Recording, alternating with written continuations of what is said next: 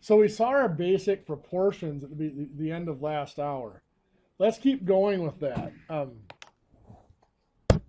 Because of the way we solve our proportions, like 2/3 equals 6/9. If I were trying to find the missing number in here, we would cross multiply and divide. The reason that works is whenever two fractions or two ratios are equal, the cross products will always be equal. 2 times 9 is 18, 3 times 6 is 18. So when we do that cross product, the cross multiplying, let's say we have 3/4 and blank x over 20. When we cross multiply and divide, what we're really doing is we're doing 3 times 20 is 60, 4 times x is 4x, and we're setting those equal and solving for x. But you'll notice, how do we have to solve for x? We divide by 4. So the whole idea of cross multiplying and dividing comes from that this is just going to become an equation where we're going to divide by 4. So rather than writing the equation, we just go ahead and divide by the 4 to get the result. But this is a key concept in any ratio, two equal ratios or equal fractions, is those cross products must be the same. Because of that,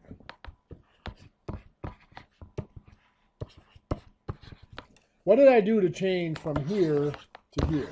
What did I switch? Yeah, I just moved the 9 and the 2. I switched spots with them. Are these still going to be equal fractions? Equal ratios?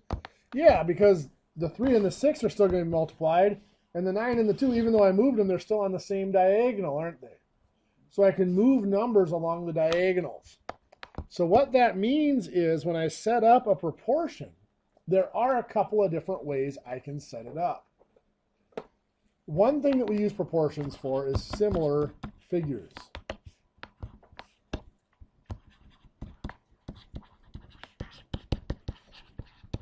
Similar figures just means that there's a constant ratio between the sides of one figure to another.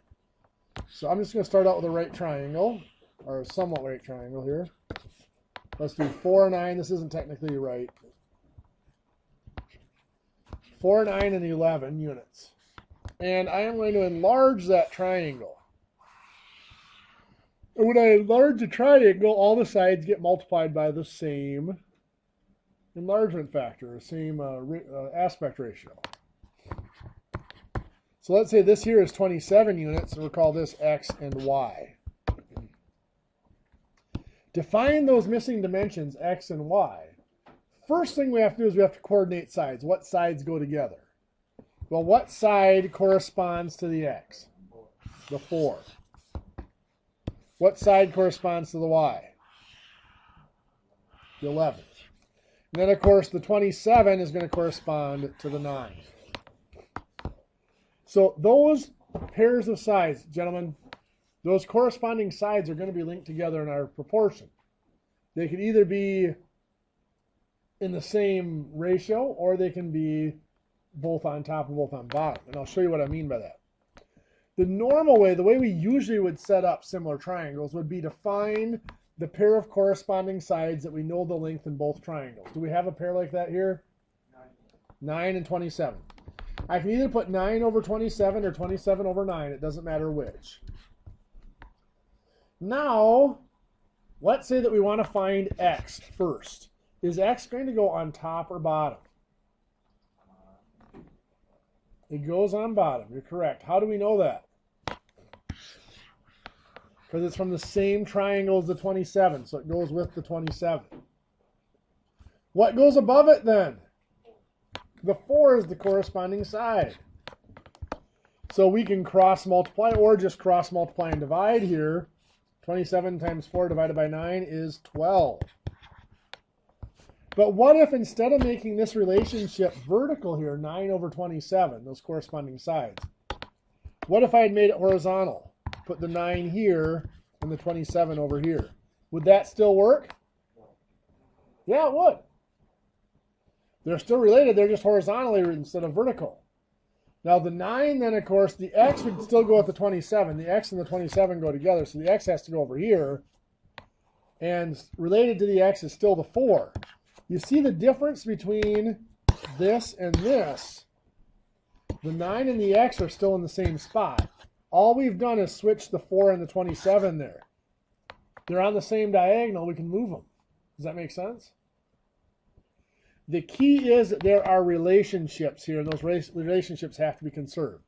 The 9 is related to the 27. Here we showed that relationship vertically. Here we showed it horizontally.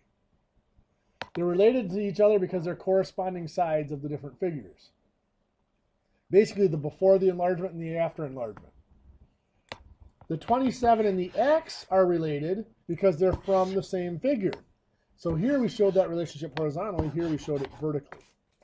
In any proportion, there's two sets of relationships, a horizontal relationship and a vertical relationship.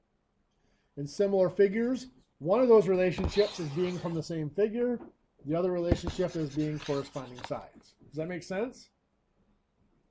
So anytime you set up a proportion, you need to be able to tell me. Get back here. Let's say I have, let's do this.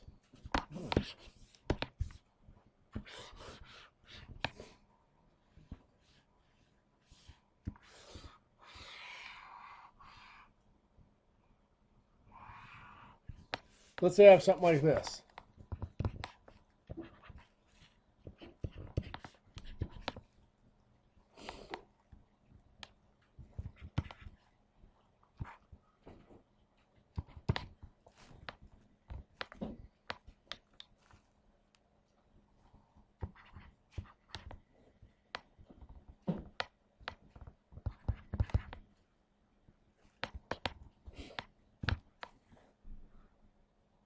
Let's say I'm going to set up the ratio. First of all, do I have two sides that we have the length for? We have actually a couple pairs, don't we? So I'm going to do 4 over 10 equals x over 30. What is the relationship here between the 4 and the 10?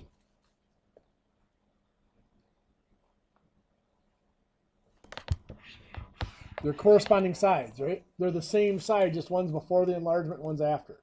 Now I spun these around too, so it makes it a little more difficult to identify those. But those are corresponding sides.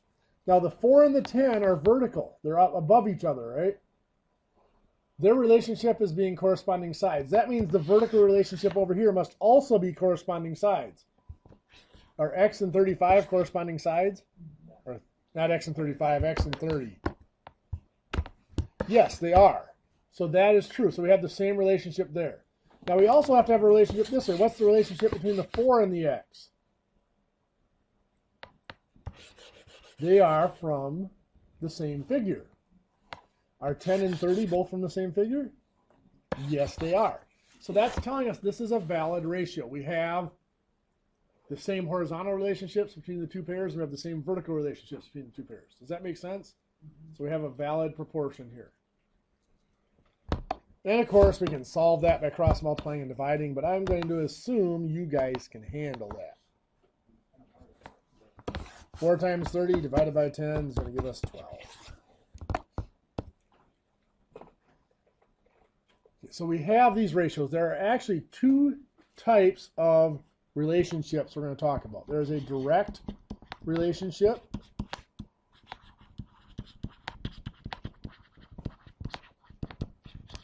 Sometimes called direct proportion. And then there's an inverse relationship, often called an inverse proportion. I call them relationships instead of proportions because the inverse relationship is easier to show without a proportion. But a direct proportion or direct relationship is what we were just showing. One example is what we were just showing.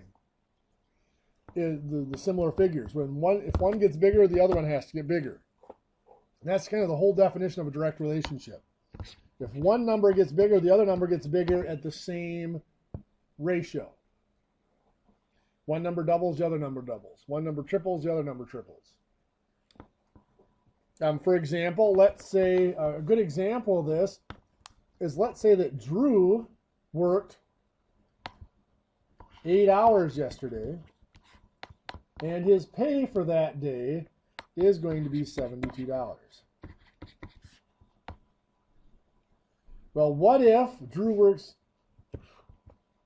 a day where he only works 6 hours? How much is he going to get paid? Well, this is a direct relationship. The number of hours actually got smaller, so the pay has to get smaller, right? This is represented by a proportion. 72 times 6 divided by 8 is $54. Make sense? Another direct relationship.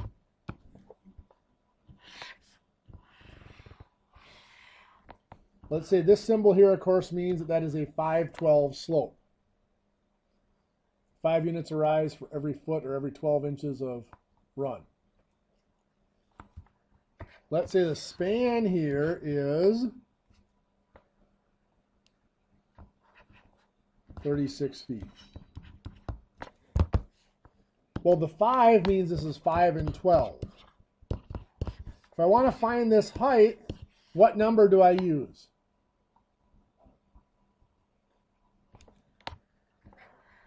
I need to know, well, the 512 is already given. What other numbers do I need to use? Not the 36, but actually 18 feet.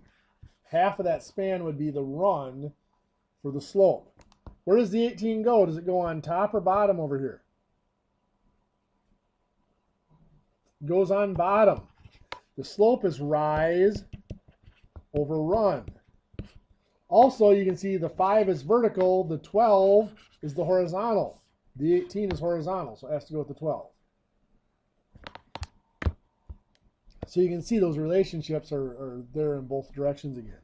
So 5 times 18 divided by 12 is 7.5 or 7.5 feet of rise, of height. Those are direct relationships. One number gets bigger, the other number gets smaller, or the other number gets bigger in the same ratio. So next we're looking at an inverse relationship, is what I started stumbling there and describing. When one number gets bigger there, the other number has to get smaller. For example, let's go back to our gears.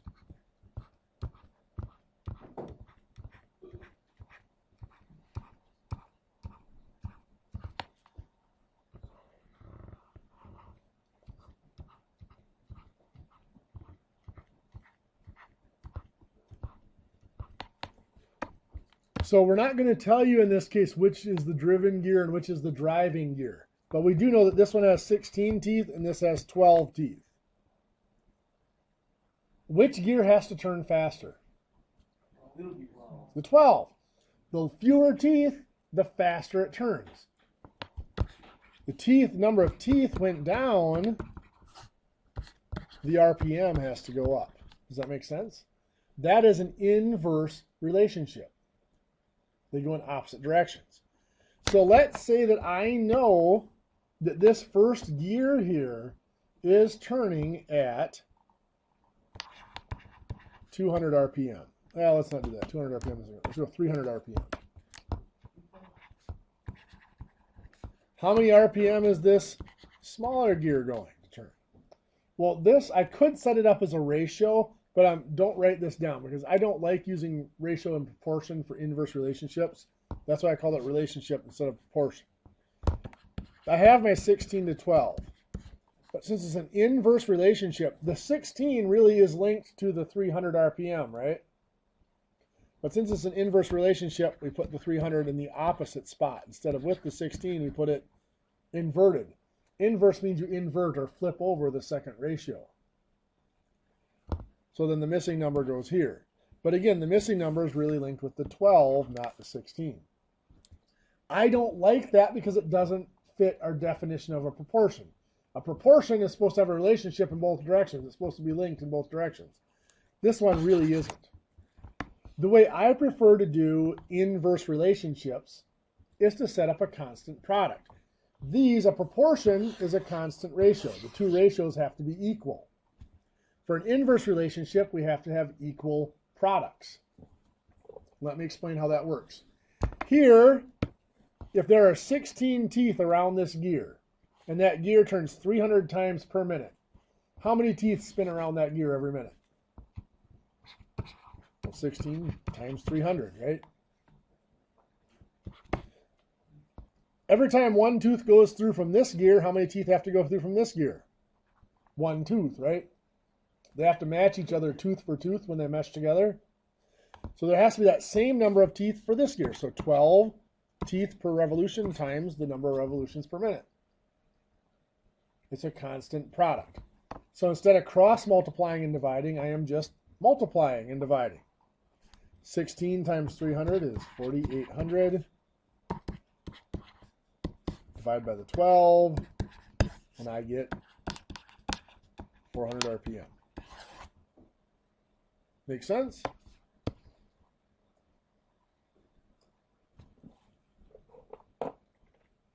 Another inverse relationship, speed and time. Let's say that we put Drew on his little car trip again, and Drew travels, let's keep this easy on ourselves here,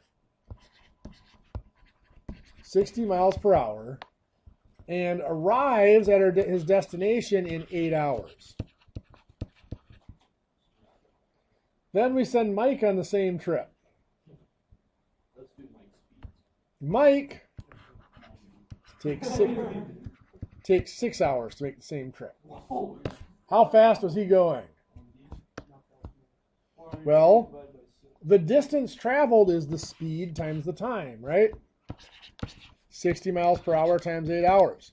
Mike's speed, x, times his time has to be the same distance. Again, it's a constant product. 60 times 8 is 480. Divided by 6 is 80. So Mike is going 80 miles per hour. Center. Okay. Another one. Let's say that you have a pump. Let's get to a construction application. Let's say you guys are looking at a job site. And you have the basement dug. And you come to help set forms for basement footings. And it's flooded. It rained overnight and there's water in the hole. So you set up a pump, and your pump is capable of 12 CFM. Does anybody know what CFM stands for? Cubic feet per minute. Good. And that pump takes 6 hours to pump that basement empty. So you get it empty, you go to set up forms, and you get them all done, you go home, it rains again, you come back the next day and it's full again. You decide you don't want to wait 6 hours. So you go borrow a pump that is 30 CFM. How long is it going to take? Well, let's check. Is this number going to get smaller or larger? Smaller. The CFM got bigger, the time gets smaller. This is an inverse relationship. So again, it's a constant product. What two things are going to multiply? 12 times 6. 12 times 6 has to equal 30 times whatever that time is. So 12 times 6 is 72, divided by 30 is 2.4 hours. Make sense?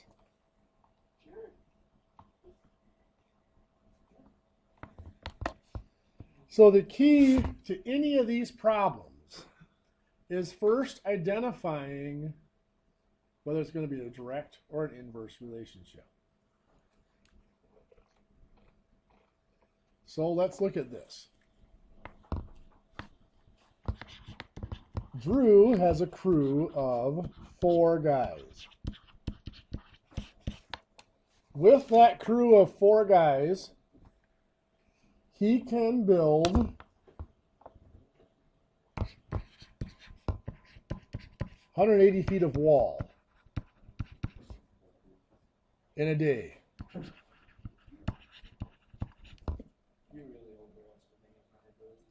No, you got a really good crew. The 4 guys includes Drew, by the way. 180 feet of wall isn't that bad if you've got everything all laid out, ready to go. Have some faith in yourself. Now, let's say that the company decides to expand and is going to give Drew a new crew of 6 guys, again, including himself.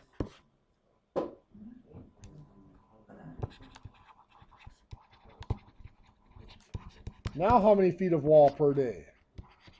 Well, first thing we have to figure out, is this a direct or an inverse relationship? Now, by direct, what happened to the number of guys? Did it get larger or smaller? Larger. Do we expect the number of feet per day to get larger or smaller? Larger. So this is direct. So we're going to solve it using a proportion. 4 guys do 180 feet per hour. So the 4 has to be linked to the 180. I can put the 180 down here or over here. It doesn't matter, remember? I'm going to put it over here. That's the before. That's the initial crew is 4 guys, 180 feet. Over here, what has to go in this ratio? 6 goes where? Top, because it's the number of guys. It has to go with the number of guys, the 4. So you cross multiply and divide. 180 times 6 divided by 4 gives us 270. So his crew of 6 guys should be able to do 270 feet of wall in a day. What do you think? Good stuff? You look way too happy over there, making me nervous. Okay. Next. Drew's crew of 4 guys again can frame the exterior walls of a given house in 6 hours. Once again, Drew's company is going to expand, and it's going to expand to give him now a crew of 6 guys. Now how many hours would it take? Is this direct or inverse? Well, what happened to the number of guys? Did it go up or down? It went up. Would we expect the time to go up or down? Down. More guys should take less time. More guys, less time. This is definitely inverse. So when we solve for an inverse relationship, it's not a proportion anymore. It's a constant product. Like that. So what 2 things do we multiply together here? 4 guys times 6 hours. That's the total man hours it takes to do the walls for the house. Times there. Over here, what's going to go in? 6 guys times X hours. So 4 times 6 is 24. Then you divide by that 6. Gives you 4 hours. The number of guys went from 4 up to 6. The number of hours goes from 6 down to 4. Does that make sense? I cannot stress this enough. Make sure before you start crunching numbers that you look at the problem and decide whether it is a direct relationship or an inverse relationship. That's where most people make their mistakes. And it's just take some time to step back and use that common sense. If this number gets bigger, does this one have to get bigger, or is it going to get smaller? So I cut you a little short on work time in the first hour. We're going to give you a little bit more here. I want you to work in the book, page 163 through 164. 17 through 31, just the odd numbered problems again. At the end of this is actually the unit end exercises.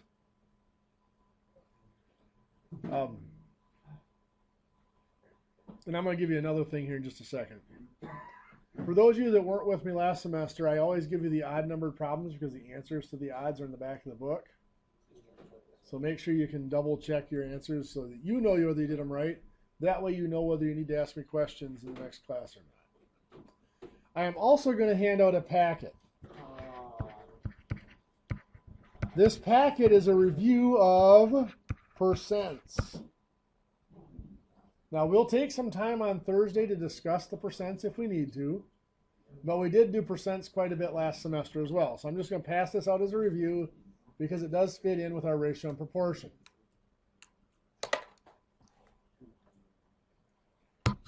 We'll just pause this for a minute.